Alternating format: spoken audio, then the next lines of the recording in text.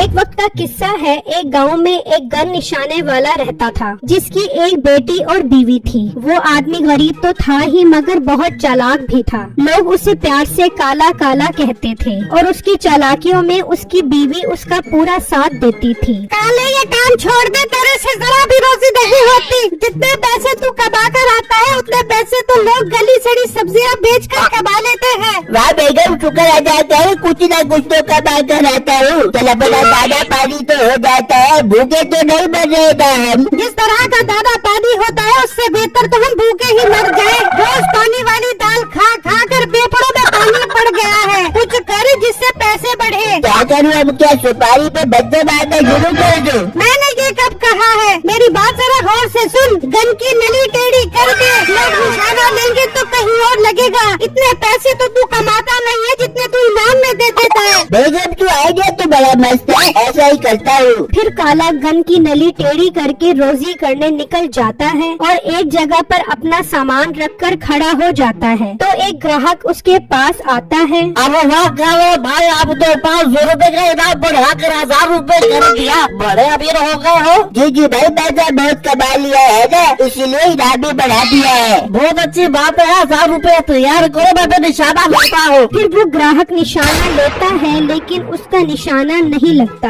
ये क्या, ये आज तो मेरा एक भी निशाना नहीं लग रहा। पहले तो कभी ऐसा नहीं हुआ, दोबारा लेता हूँ। इस तरह वो 3-4 निशाने लेता है, लेकिन एक भी नहीं लगता। वो आदमी बहुत परेशान हो जाता है। चलो चलो निकालो 100 रुपए। बड़े बड़े आपको निशाने बात समझते हो, 100 रुपए निकालो। फिर वो काले को 100 रुपए देता है और गुस्से में कहता है, मैं 1000 रुपए का इनाम नहीं छोड़ूंगा। मेरा भाई बहुत बड़ा निशानेबाज है, अभी उसे लेकर आता हूँ, तुम रुको यहाँ पर। फिर वो आदमी अपने भाई को लेने चला जाता है। उसी गांव में बिट्टू नाम का एक बहुत बड़ा बदमाश होता है, जिससे लोगों को डराने धमकाने का बहुत शौक होता है। बिट्टू बहुत सबके पैसे आ गए हैं, लेकिन शमशाद करियाने वाला पैसे नहीं दे रहा। क्या उसकी ये हिम्मत हो तो क्या उसके बड़े बड़े भी पैसे देंगे? जाकर उसे उठा कर लेकर आओ। फिर उसके साथी उसको उसकी दुकान से पकड़ लेते हैं और बिट्टू बदमाश के पास ले आते हैं। हाँ, तेरी ये हिम्मत, तू मुझे इनकार करेगा, मुझे बट्टे के पैसे नहीं देगा। इसकी आंतड़ियाँ निकालो, इसकी यही सजा है। नहीं नहीं बिट्टू बदमाश, मुझे माफ कर दो, मुझसे गलती हो गई, मैं आपको पैसे दूंगा, अब मुझे जाने दो। हाँ बोली ना तबीयत दोस्त, चल भाग जा यहाँ से, शाम होने से पहले पैसे पहुँचा दी। फिर वो दुकानदार चला जाता है। वाह वाह बॉस, आपको देखकर तो लोगों की टांगें थर-थर कांप जाती है। मैं आपके लिए विस्की की बोतल लेकर आता हूँ। नहीं नहीं, आज मैं खुद बोतल लेने जाऊंगा, जरा थोड़ी सी हवाखोरी भी हो जाएगी। फिर बिट्टू बदमाश बोतल लेने निकलता है। वहाँ वही आदमी अपने निशानेबाज भाई के पास जाता है। भाई भाई, मेरी बहुत बेइज्जती हो गई है, आज तो एक भी निशाना नहीं लगा मेरा। इनाम कितने का था?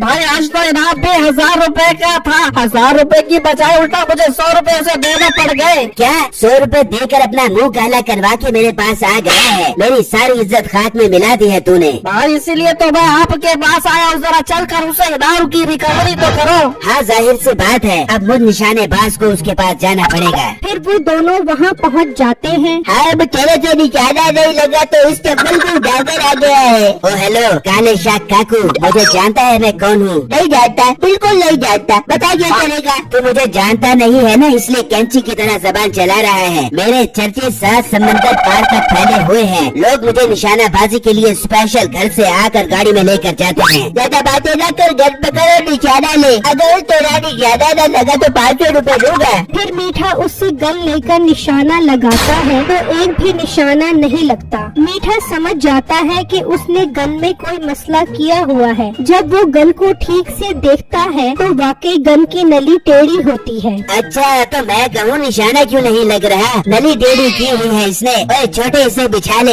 इसकी नासों में ये नली तुम कैसे मारते हैं? नहीं नहीं भाई, मेरी गन की नली टेढ़ी नहीं है, बल्कि आपकी आंखें टेढ़ी हो गई है। जरा एक बार फिर तो निशाना लो। हाँ ले लेता हूँ, उसमें ऐसी क्या बात है? फिर मीठा दोबारा निशाना लेता है तो आगे से बिट्टू बदमाश आ रहा होता है, तो निशाना सीधा उसके मुंह पर जाकर लगता है। भाई ये आपने कैसा मेरा निशाना लिया है, ये तो बदमाशी को लग गया। अरे मर गया, ये तो मुझे नहीं छोड़ेगा।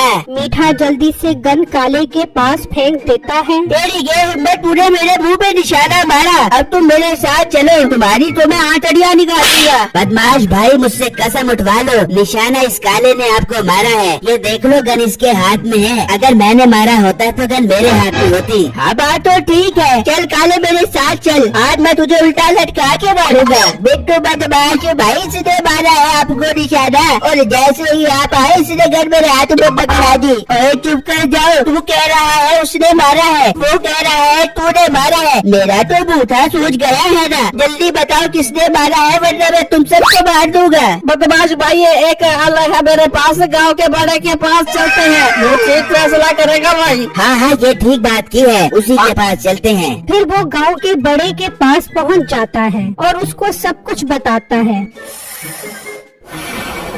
मामला काफी संगीन लग रहा है। तमाम गवाहों को मद्देनजर रखते हुए हम इस नतीजे पर पहुँचे हैं कि काला ही इसी का जिम्मेदार है। इसे बिट्टू बदमाश को 5 लाख रुपए जुर्माना देना पड़ेगा। वडेरा साहब, मैं बहुत गरीब हूँ, 5 लाख रुपए कहाँ से दूंगा? अपने फैसला सुना दिया है, आप सब लोग यहाँ से जा सकते हो। फिर वो सब काले के घर के बाहर आकर खड़े हो जाते हैं। चल काले, अंदर से 5 लाख रुपए लेकर आ, वरना मेरे साथ काली कोठड़ी में चल। काला परेशानी में अंदर आता है और घर वालों को सारी बातें बताता है। बस इतनी सी बात और इतना परेशान हो रहा है? क्या मतलब, वो 5 लाख रुपए मांग रहा है और तू कह रही है कि इतनी सी बात? अजी जरा हौसला करो, चल छम्मू मेरे साथ अंदर चल। फिर वो दोनों माँ बेटी अंदर जाते हैं और वो छम्मो को सुर्खी पाउडर लगाती है। हाँ, अब काफी अच्छी लग रही है, जाकर अपने अप्पू के 5 लाख रुपए बचा कर आ। फिर छम्मो बाहर आती है। हाय बिट्टू बदमाश, आप हमारे घर आए हैं, मैं आपकी बहुत बड़ी फैन हूँ। बिट्टू छम्मो को देखकर लट्टू हो जाता है। क्या